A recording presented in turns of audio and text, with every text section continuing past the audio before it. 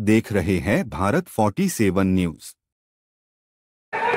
माननीय मेंबर्स, मैंने बताया समय के बारे में, मेरी सीमा है। प्लीज माननीय संजय सिंह सर, उनको आप बोले, आपकी बात रिकॉर्ड पे वो जाएगी। अपनी पार्टी के लिए कह रहे हैं सर। आपकी बात रिकॉर्ड पे जाएगी, आपकी बात रिकॉर्ड पे जाएगी। आप बोले, आप बोले, आप बोले, आप बोले, एक मिनट बोले।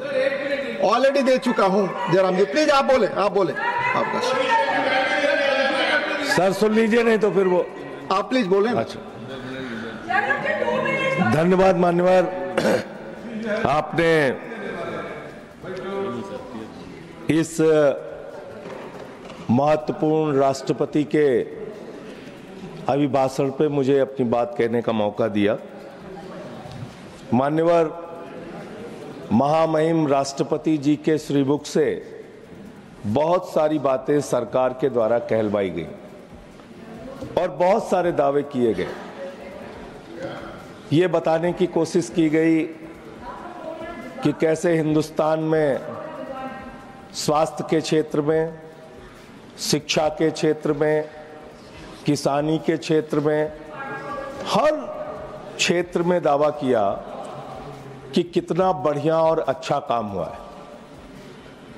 और महामहिम राष्ट्रपति जी ने वन नेशन वन इलेक्शन की भी बात की। सारे बड़े बड़े दावे, सारे अच्छे अच्छे दावे सरकार की ओर से जो लिख के उनको दिए गए थे, उन्होंने पढ़ा। लेकिन जो हकीकत है, मैं उससे आपको रूबरू कराना चाहता हूं। और मैं समझता हूं इसकी शुरुआत अपने से करनी चाहिए।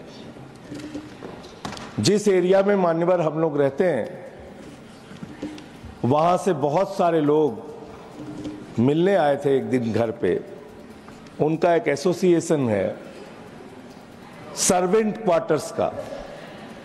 न्यायाधीशों के बंगले हैं, सांसदों के बंगले हैं, मंत्रियों के बंगले हैं, प्रधानमंत्री जी का बंगला है, महामहिम राष्ट्रपति जी का बंगला है, उपराष्ट्रपति जी का है, आपका है, सारे लोगों का बंगला इसी नई दिल्ली विधानसभा क्षेत्र में है। और मान्यवर, बड़े अफसोस के साथ ये बताना पड़ रहा है, उनकी पीड़ा आप सुनेंगे तो बहुत तकलीफ होगी। एक सांसद के साथ, एक मंत्री के साथ वो काम करते हैं, निवेदन करते हैं कि भाई हमें इस सर्वेंट क्वार्टर में रहने दीजिए। कई बार उनसे किराया लिया जाता है, कई बार ये कहा जाता है कि आप रह तो सकते हैं लेकिन उसके बदले में आपको निःशुल्क काम करना पड़ेगा। मंत्री जी चले गए, सांसद जी चले गए, उन सर्वेंट क्वार्टर्स को कोई नया सांसद आता है, कहता है खाली करो। उनके लिए कोई स्कीम नहीं है सरकार के पास। हम मांग करते हैं आपके माध्यम से सरकार से कि आप कुछ नहीं बोल रहा हूं सर। अरे आप बोले, आप बोले अपने। तो मैं मांग करता हूं आपके माध्यम से सरकार से सर कि कम से कम उनके लिए नीति बनाई जाए कि अगर वो सर्वेंट निकाले जाए तो उनको यहाँ पर एक कॉलोनी होनी चाहिए जहाँ पे उनको रहने का घर मिल सके। और अगर वो सर्वेंट क्वार्टर में रह रहे हैं, उनसे किराया लिया जा रहा है, उसकी जांच करा के कार्रवाई की जाए। और इसके साथ साथ जो सर्वेंट काम कर रहे हैं उनको पैसा क्यों नहीं दिया जाता, इसकी भी जांच कराई जाए। ये तीन विषय उनसे जुड़े हुए हैं। इसके अलावा मान्यवर, मैं बड़ी पीड़ा के साथ कहना चाहता हूं, वन नेशन वन इलेक्शन, आपने बहुत बड़ी बात की। One nation one election, one nation one election तो बहुत बड़ी चीज है सर। दिल्ली एक छोटा राज्य है। इस छोटे से राज्य में आपको चुनाव कराना है। यहीं संसद है, यहीं सुप्रीम कोर्ट है, यहीं पे चुनाव आयोग है। और चुनाव आयोग के नाक के नीचे जिस प्रकार गुंडागर्दी हो रही है, बहुत अफसोसजनक है। दारू बांटा जा रहा है, चादर बांटी जा रही है, रुपया बांटा जा रहा है, जूता भी बांट रहे बानवर। ये चीजें मैंने पूछा बानवर जूता क्यों बांटा? हाँ, रिकॉर्ड पे आपको ऑथेंटिकेट करूंगा सर, प्लीज ऑथेंटिकेट करूंगा। जूता भी बांटा जा रहा है। तो मैंने कहा ये जूता क्यों बांट रहे हो? तो कई जनता ही रिएक्ट कर रही है कि नहीं, ये जूता इसलिए बांटा जा रहा है कि इन लोगों के कर्म खराब है। मैंने कहा नहीं, ऐसे काम मत करना, अहिंसा के रास्ते पे हम लोगों को चलना है। तो मान्यवर, चुनाव में इस प्रकार की धांधली हो रही है। वोटर आईडी कार्ड लोगों से लिए जा रहे हैं, उनको पैसा दिया जा रहा है, उनको धमकाया जा रहा है, उनके हाथ में स्याही लगाई जा रही है। नई दिल्ली विधानसभा, कालका जी, ये जो भी बातें आप कर रहे हैं माननीय संजय जी, प्लीज एक तो आपको ऑथेंटिकेट करके सब चीजें देनी पड़ेंगी एकदम। प्लीज सर, ये पार्लियामेंट है सर, पार्लियामेंट के नियम है। मैं दूंगा सर। पार्लियामेंट के नियम है। रूल 238 में आपको पढ़कर सुना आपने दो। निर्देश दिया है, मैं दूंगा। रूल 238 का बोलने में हर मेंबर ध्यान रखेगा, ये आपको मैं अनुरोध मैं दूंगा सर, मैं दूंगा, मैं दूंगा। I am not yielding sir, मैं दूंगा सारे प्रमाण। चुनाव आयोग पर कोई टिप्पणी आप नहीं कर सकते, संवैधानिक संस्था, ये भी रूल के तहत आप जानते हैं। पुलिस पे तो कर सकते हैं, कानून व्यवस्था पे तो कर सकते हैं। बोलिए। नहीं, मैं सर दिल्ली का सांसद हूँ, क्या दिल्ली के बारे में नहीं बोल सकता? दिल्ली में निष्पक्ष चुनाव नहीं होने चाहिए?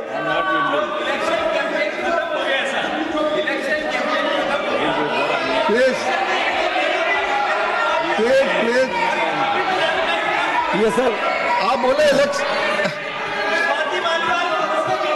सर, आपने कहा बोलने को, मंत्री नहीं बोलने दे रहे हैं। आप बोले, अपना समय आपका जाना है, प्लीज। मान्यवर, मैं बड़ी विनम्रता पूर्वक कहना चाहता हूं और ये रिकॉर्ड रख रहा हूं सर, अगर ये गलत है तो मेरे खिलाफ कार्रवाई की जाए। मैं खुद कह रहा हूं आपसे, जनकपुरी में 6247 वोट कटवाने की एप्लीकेशन दी गई। संगम विहार में 5862 वोट कटवाने की एप्लीकेशन दी गई। आरके पुरम में 4285 वोट कटवाने की एप्लीकेशन दी गई। पालम में 4000 वोट कटवाने की एप्लीकेशन दी गई। द्वारका में 4000 वोट कटवाने की एप्लीकेशन दी गई। तुगलकाबाद में 3987 वोट कटवाने की एप्लीकेशन दी गई। ओखला में सर, आप ये वन नेशन वन इलेक्शन, आप ये निष्पक्ष, मैं रख रहा हूं, आप मैं तो रख रहा हूं, आपने कह दिया मैं रखूंगा। करावल नगर 2957 वोट कटवाने की एप्लीकेशन दी गई। लक्ष्मी नगर 2147 वोट कटवाने की एप्लीकेशन दी गई। मुस्तफाबाद 2051 वोट कटवाने की एप्लीकेशन दी गई। विकासपुरी 1923 वोट कटवाने की एप्लीकेशन दी गई। कृष्णानगर 1631 वोट कटवाने की एप्लीकेशन दी गई। मटियाला 1561 वोट कटवाने की एप्लीकेशन दी गई। इसका स्रोत क्या है माननीय संजय जी? ये जो ऑनलाइन ऑनलाइन ऑनलाइन ऑनलाइन कहां से? ऑनलाइन आप इसका चुनाव आयोग की वेबसाइट, मैं दूंगा सर, आपने कहा है मैं दूंगा। 11,000 वोट, 11,000 वोट शाहदरा में कटवाने की एप्लीकेशन दी गई। तो मैं ये कह रहा हूं सर, मैं, आप निष्पक्ष चुनाव कराएंगे, वन नेशन वन इलेक्शन आपका ये है कि आप वोटें कटवा के, फर्जी वोटें जुड़वा के आप चुनाव जीतना चाहते हैं। ये चुनाव आयोग पर टिप्पणी ना करें सर। मैं इनके ऊपर कह रहा हूं सर, चुनाव आयोग को तो मैं इनके ऊपर कह रहा हूं सर।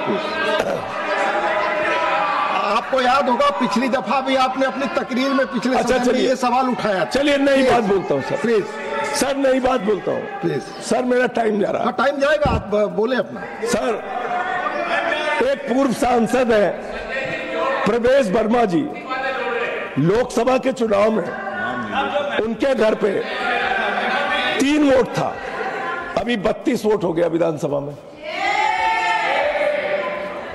एक कमल संदेश का ऑफिस है, उस पते पे पहले 2 वोट था, अभी 31 वोट हो गया। CP Joshi, sir CP Joshi माननीय सांसद है भारतीय जनता पार्टी के, उनके घर में 4 वोट था लोकसभा में, अभी 27 वोट हो गया।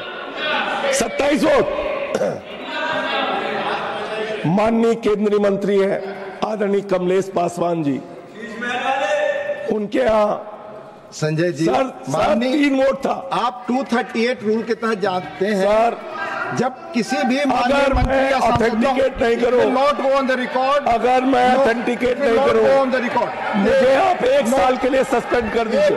1 मिनट, मुझे 1 साल के लिए सस्पेंड कर दीजिए। 1 मिनट रूल के तहत आप मुझे 1 साल के लिए सस्पेंड कर दीजिए। Sanjay ji 1 minute sir, as per rules आप किसी भी माननीय सदस्य, माननीय मंत्री के बारे में कुछ भी एलिगेशन लगाना चाहते हैं तो आपको ऑनरेबल चेयरमैन से परमिशन लेना पड़ेगा।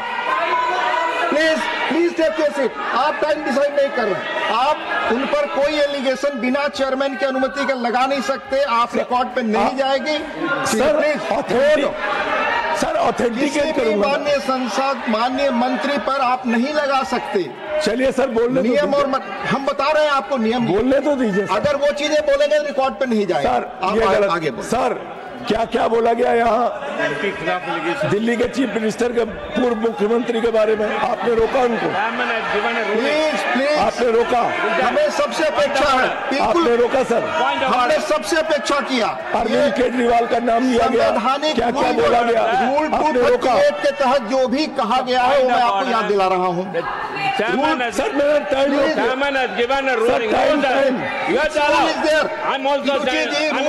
सर टाइम हमारा पहुंच आप बोले sir. Please Kamlesh Paswan minister के नहीं जाएगा रिकॉर्ड पे। अगर आप बोलेंगे तो I proceed. No listen to me and then you can decide.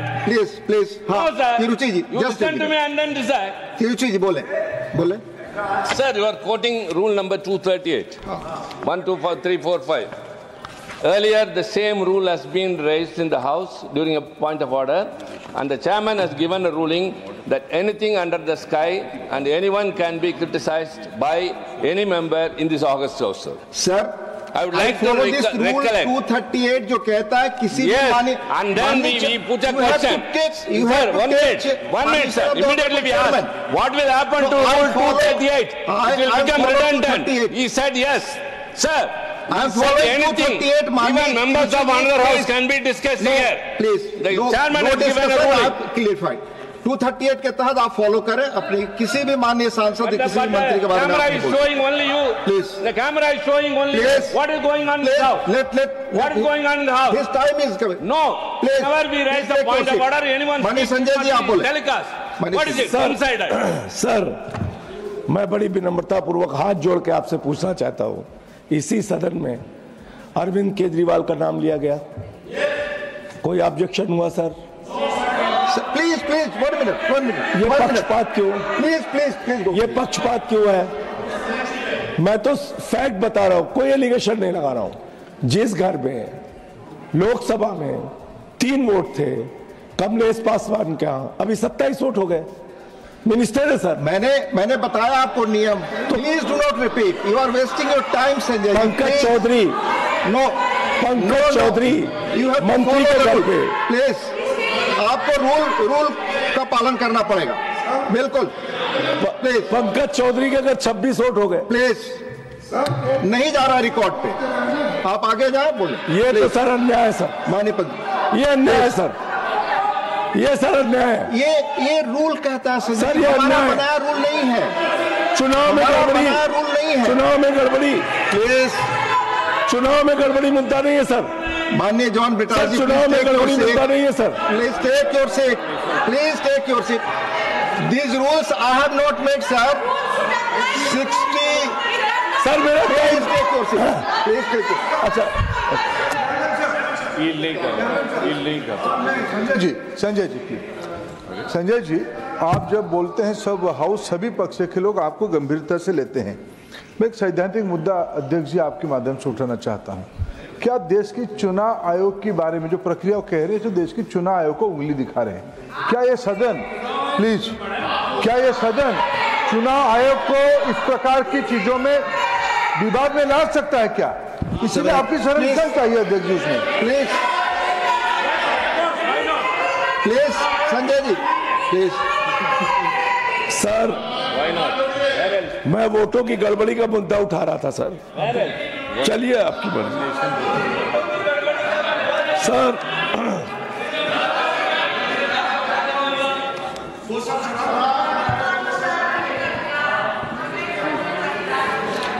Sir तो इस तरीके से दिल्ली में निष्पक्ष चुनाव कैसे होंगे? आपको कानून व्यवस्था ठीक रखनी चाहिए। दिल्ली की सारी मशीनरी को आपने गड़बड़ी करने में लगा रखा है। ये चीज ठीक नहीं है। ये लोकतंत्र के लिए ठीक नहीं है, भारत के संविधान के लिए ठीक नहीं है, इस संसद के लिए ठीक नहीं है। एक और दिल्ली का सांसद होने के नाते एक पीड़ा है, वो भी आपसे कहना चाहूंगा।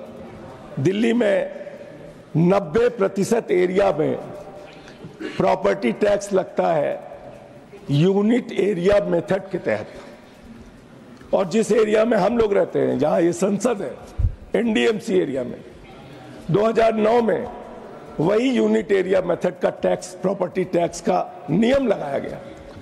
2019 में सुप्रीम कोर्ट ने कहा ये एक्ट 1994 में कोई संशोधन पार्लियामेंट ही कर सकती है। एनडीएमसी ने जिसके चेयरमैन अरविंद केजरीवाल जी थे, उन्होंने पास करके ये आपके पास भेज दिया कि भाई आप एनडीएमसी एरिया में यूनिट एरिया मेथड के तहत टैक्स वसूलिए। आप एक छोटा सा काम नहीं कर पा रहे हैं, जिससे इस पूरे एनडीएमसी क्षेत्र में रहने वालों को अनाप शनाप टैक्स देना पड़ रहा है। एक महत्वपूर्ण मुद्दा ये सर, मैं सरकार के जो कुछ दावे हैं वो बताना चाहूंगा। और कल काफी लोग नाराज थे सर, चीन चीन चीन चीन चीन चीन चिल्ला रहे थे। अरे भैया, झूला तुम लोग झुलाते हो, हैं? साबरमती की नदी पे ऐसे ऐसे झूला झुलाते हो, झूला झुलाते हो चीन के राष्ट्रपति को, आरोप अपोजिशन में लगाते हो। हमारे 20 जवान शहीद हो गए गलवान घाटी में, उसके बाद आपने कितना व्यापार बढ़ाया? मैं बताता हूं देश को, सुनना चाहिए सर। गलवान घाटी की घटना के बाद भारत की सरकार ने चीन से जो व्यापार बढ़ाया है 11.6 लाख करोड़ रुपए। मैं रिकॉर्ड पे बोल रहा हूं ये बात। आप चीन के सामने झुकते हैं, आप सवाल उठाते हैं अपोजिशन पे, झूला झुलाते हैं उनको, वो घुसपैठ करते हैं हमारे एरिया में, वो हमारे जवानों को शहीद करते हैं, और आप उनके पक्ष में खड़े होते हैं। इसलिए कभी भी हम लोगों की देशभक्ति पे सवाल मत उठाना। ऑन रिकॉर्ड है, ऑन रिकॉर्ड। आपने भारत का व्यापार, भारत का सारा व्यापार चीन को सौंपने का काम किया आपने। आप बात कर रहे हैं। इसलिए इसके अलावा मान्यवर, मैं आयुष्मान योजना बहुत चिल्लाते हैं। आज देखो लगातार कमेंट्री चलती रहती सारे लोग। आयुष्मान योजना जिसका डंका पूरी दुनिया में पीट रहे लोग, एक नंबर है सर, 9999 999 9999 और फिर 9। इस नंबर पे कितना रजिस्ट्रेशन हुआ है मान्य पता है आपको? 7.5 लाख लोगों का, 7.5 लाख लोगों का। यह है इनके आयुष्मान योजना का फ्रॉड, यह है इनके आयुष्मान योजना की हकीकत।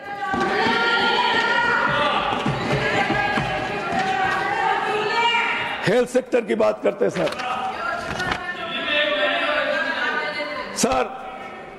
2% ये सरकार जीडीपी का हेल्थ पे खर्चा करती है, 2% एजुकेशन में खर्च करती है। करीब करीब 54 लाख बच्चों ने सरकारी स्कूलों से शिक्षा छोड़ी है, जिसमें अकेले हमारा राज्य उत्तर प्रदेश 11 लाख बच्चों ने वहां सरकारी शिक्षा छोड़ी है। इसके अलावा आप दिल्ली का पूरा आंकड़ा बताते हैं, बहुत बढ़िया बात हमारे भाई ने कही। चलिए पूरा दिल्ली का आंकड़ा सुनिए, अब रोकिएगा नहीं, दिल्ली का पूरा आंकड़ा पढ़ता हूं। असलियत सुनाता हूं आपको। सर, दिल्ली के अंदर हमारी सरकार ने 10,000 किलोमीटर की नई सड़कें बनाई। दिल्ली के अंदर 250 किलोमीटर के नए मेट्रो लाइन बिछाए। दिल्ली के अंदर 6,800 किलोमीटर की नई सीवर लाइन बिछाई। दिल्ली के अंदर 4,000 किलोमीटर की वाटर पाइपलाइन बिछाई। दिल्ली के अंदर 23,000 स्कूल के नए कमरे। अब देखिए, दिल्ली भी नहीं सुन पा रहे, आप पेट में दर्द शुरू हो गया। प्लीज आप बोले, आप दिल्ली के अंदर 23,000 स्कूल के नए कमरे बनाए। दिल्ली के अंदर 9,500 नए बेड बनाए। दिल्ली के हॉस्पिटल के अंदर, दिल्ली के अंदर 550 मोहल्ला क्लिनिक बनाया।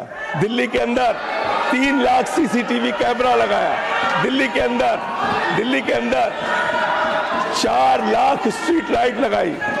दिल्ली के अंदर जो काम केजरीवाल जी ने किया वो पूरी दुनिया में सबसे बेहतरीन काम करके दिखाया। और आप क्या करते हैं? सबको पकड़ के जेल में डाला। बिजली फ्री, पानी फ्री, शिक्षा फ्री, इलाज फ्री, बुजुर्गों की तीर्थ यात्रा फ्री, माताओं बहनों के लिए बस की फ्री यात्रा। और चिंता मत करना, 2100 रुपए महिला सम्मान राशि 8 फरवरी को मुख्यमंत्री बनने के बाद केजरीवाल जी दिल्ली की महिलाओं को देंगे। संजीवनी स्कीम 60 साल के ऊपर के बुजुर्गों के लिए पूरा का पूरा इलाज फ्री, चाहे 1 लाख का हो चाहे 50 लाख का हो, ये दिल्ली की सरकार कराएगी। दिल्ली की बातें सुनिए आप, आश्वासन पर ना प्लीज। दिल्ली की बातें सुनिए आप। तो सर, दिल्ली में हमने काम किया है, आगे भी काम करेंगे। ये लोग सिर्फ और सिर्फ बदनाम करने की, रोकने की, घृणा की, नफरत की, फर्जी वोट बढ़ाने की, चुनाव फर्जी तरीके से जीतने की कोशिश कर ले, लेकिन दिल्ली में 60 से ज्यादा सीटें लेके मुख्यमंत्री केजरीवाल। धन्यवाद डॉक्टर सस्मित पात्रा। आप देख रहे हैं भारत 47 न्यूज।